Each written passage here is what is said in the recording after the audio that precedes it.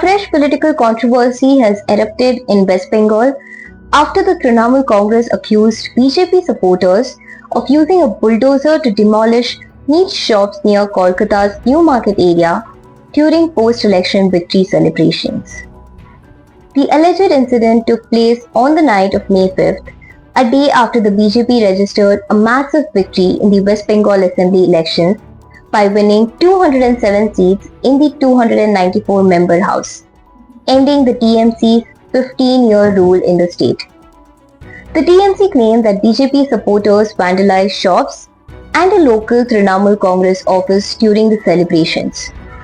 The ruling party described the incident as hooliganism and alleged that central security forces present at the spot failed to intervene. In a social media post, the TMC alleged that BJP's promise of Poriborton had turned into bulldozer politics.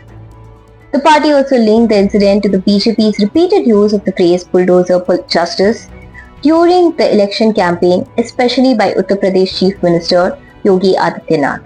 Trinamool Congress Rajya Sabha MP Derek O'Brien also shared visuals of the alleged demolition and questioned the role of police and CAPF personnel deployed in the area. BJP, however, denied supporting any violence. State BJP President Samik Bhattacharya stated that the party had instructed police and security agencies to act against anyone trying to disturb law and order during celebrations.